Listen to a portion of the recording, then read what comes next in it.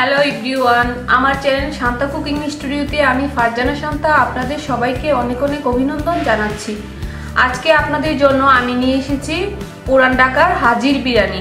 তো হাজির বিরিয়ানির নাম তো আমরা অনেকেই শুনেছি, কিন্তু কেউ ব্যস্ততার কারণে, কেউ দূরবর্তীর কারণে আমরা গিয়ে খেতে পারি না। কিন্তু আজকে আমি যে রেসিপিটি আপনাদেরকে দিব, সেম হাজির বিরিয়ানির রেসিপি। আপনারা যদি আমার রেসিপিটি ফলো করেন তাহলে আপনারা বাসায় হাজির বিরিয়ানি তৈরি করে খেতে পারবেন। তাহলে চলুন এই হাজির বিরিয়ানি তৈরি করতে কি কি ইনগ্রেডিয়েন্টস লাগবে আমরা দেখে নিই। আমি এখানে 1 কেজি গরুর মাংস নিয়েছি। মাংসগুলো এভাবে আমি ছোট ছোট টুকরা করে কেটে নিয়েছি। 4 কাপ কালো জিরা পোলাও চাল নিয়েছি, 1.5 টিস্পুন কেওড়া জল, 1/2 কাপ সরিষার তেল, 1 টেবিল চামচ টক দই, কাঁচামরিচ 10-12টি, পেঁয়াজ কুচি 1 কাপ, পেঁয়াজ বাটা 2 টেবিল চামচ, ঘি 1 টিস্পুন, রসুনের পেস্ট 1 টেবিল চামচ, আদা পেস্ট 1 টেবিল চামচ, বিরিয়ানির মশলা 1.5 টেবিল চামচ। এই মশলাটাতে জয়ফল জয়ত্রী সব কিছু আছে, তার জন্য আমি জয়ফল জয়ত্রী এক্সট্রা অ্যাড করিনি। আর লাগবে 1 কাপের মতো নর্মাল দুধ, 1 টিস্পুন জিরা গুঁড়া, 1/2 টিস্পুন গোলমরিচের গুঁড়া, 1/2 টিস্পুন ধনিয়া গুঁড়া, 1 টিস্পুন মরিচের গুঁড়া, লবণ পরিমাণ মতো, 3-4টে তেজপাতা, 3-4টে দারচিনি, 4-5টে এলাচ। এবার আমরা মাংসগুলোকে সবগুলো মশলার সাথে মিশিয়ে ম্যারিনেট করে রেখে দিব আধা ঘন্টার মতো। আমি পেঁয়াজ বাটা দিয়ে দিচ্ছি, রসুনের পেস্ট, আদা পেস্ট,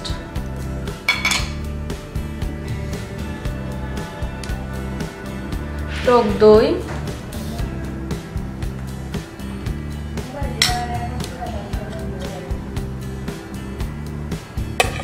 জিরা গুঁড়া,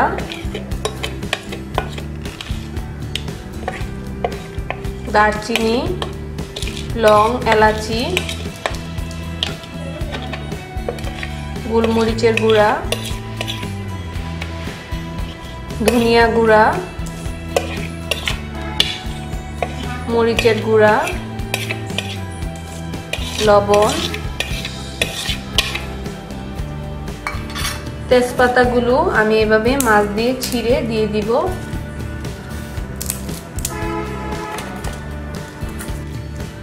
এবার আমি 1/2 কাপের মতো সরিষার তেল দিয়ে দিব।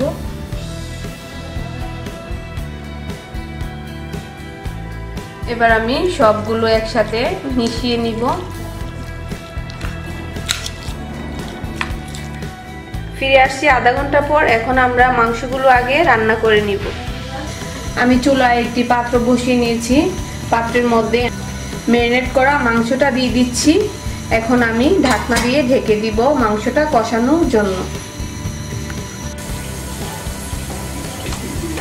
আমার মাংসটা কষানো হয়ে গেছে, এবার আমি দুধটা দিয়ে দিব।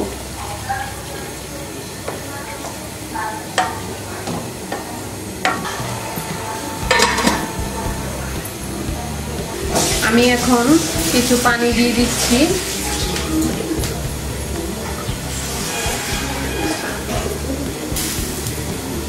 পানি দেওয়ার কারণ হলো মাংসটা যাতে সিদ্ধ হয়ে যায়, তার জন্য।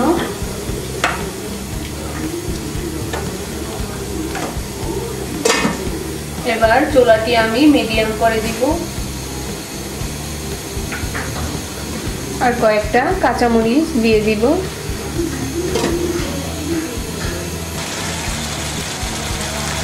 আমার মাংসটা সিদ্ধ হয়ে গেছে, ঝুলও কমে গেছে। এখন আমি নামিয়ে ফেলব। চুলায় আমি একটি প্যান বসিয়ে নিয়েছি ননস্টিকের। এবার আমি পাত্রটির মধ্যে তেল দিয়ে দিচ্ছি।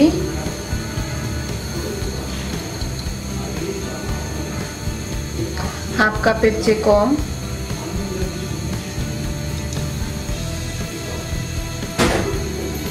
এবার আমি পেঁয়াজ কুচিগুলো দিয়ে দিব।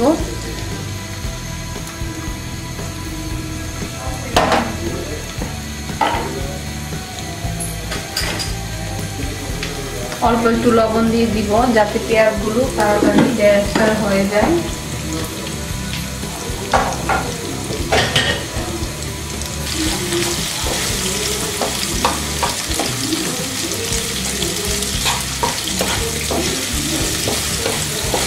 আর চুলার আঁচটা অবশ্যই মিডিয়ামে দিয়ে রাখবো।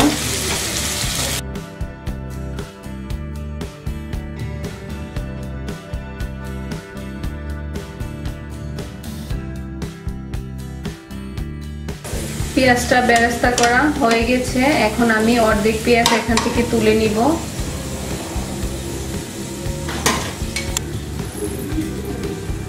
চালটা দিয়ে দিচ্ছি।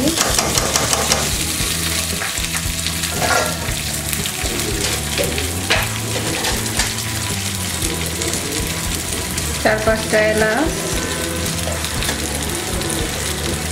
দুটি দারচিনি, তেজপাতা দিয়ে এবার আমি চালটাকে ভেজে নিব চুলার আঁচটা বাড়িয়ে দিয়ে।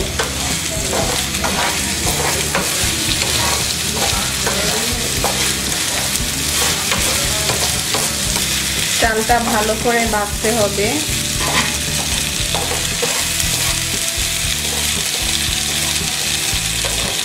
চালটা যদি ভাজা হয়ে যায় চালের কালারটাই চেঞ্জ হয়ে আসবে। দেখুন চালের কালারটা একটু সোনালি মনে হচ্ছে, চিকচিক করছে চালগুলা।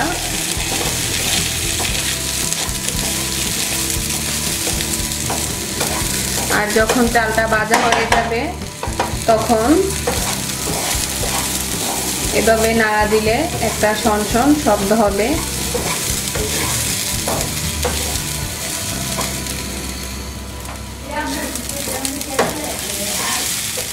এবার আমি যে মাংসটা রান্না করেছিলাম ওই মাংসের মশলাটা আলাদা করে রেখেছি, ওই মশলাটা আগে দিয়ে দিচ্ছি। এবার আমি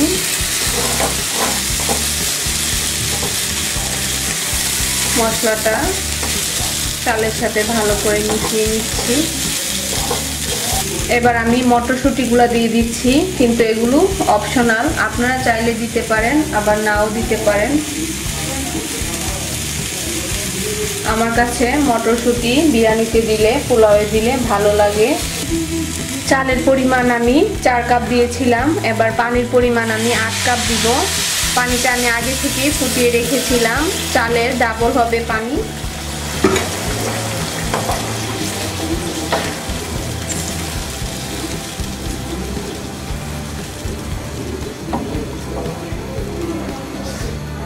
লবণটা দিয়ে দিচ্ছি।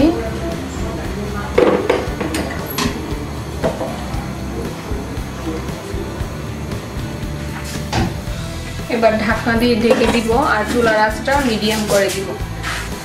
পানিটা শুকানো অবধি পর্যন্ত আমি অপেক্ষা করব। এখন আমি ঢাকনাটি উঠিয়ে দেখে নিব পানিটি শুকিয়েছে কিনা। পানি শুকিয়ে গেছে।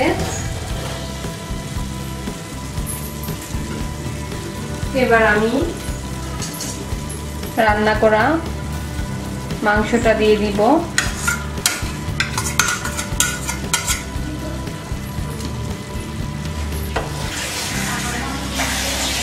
এখন মাংসটা ভালো করে মিশিয়ে দিব।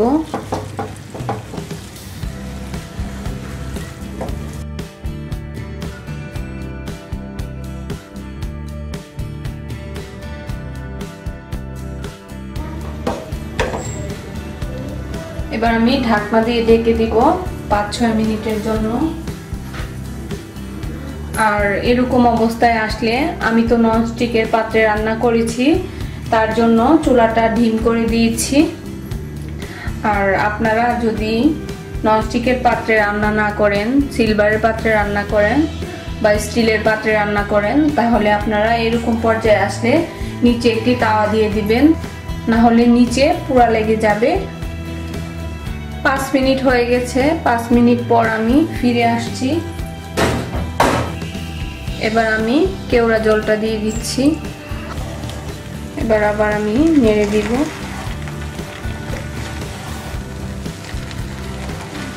আবার আমি ঢেকে দিব 6-7 মিনিটের জন্য এভাবে একটু পর পর আমি নেড়ে দিব যতক্ষণ চালটা ভালো করে সিদ্ধ না হয়। এখন আমি ঢাকনাটি উঠিয়ে দেখে নিব আমার বিরিয়ানি হয়েছে কিনা।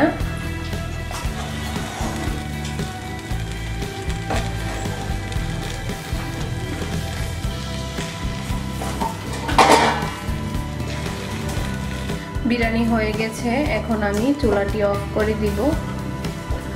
দেখুন আমার বিরিয়ানিটি একেবারে পুরান ঢাকার হাজির বিরিয়ানির মতো হয়েছে, ঝরঝরে, কালারও সেম হয়েছে, অনেক মজা হয়েছে খেতে। তো আপনারা যদি আমার রেসিপিটি ফলো করেন আপনারা বাসায় এই হাজির বিরিয়ানি তৈরি করে খেতে পারবেন, আর রেস্টুরেন্টে গিয়ে হাজির বিরিয়ানি খেতে হবে না। তো আশা করি আমার রেসিপিটি আপনাদের ভালো লেগেছে। প্রতিদিন আরও সহজ সহজ সুন্দর সুন্দর নতুন নতুন রেসিপি পেতে আমাদের চ্যানেলটি অবশ্যই সাবস্ক্রাইব করুন। সবাই ভালো থাকবেন, সুস্থ থাকবেন, সবাইকে ধন্যবাদ। আল্লাহ হাফেজ।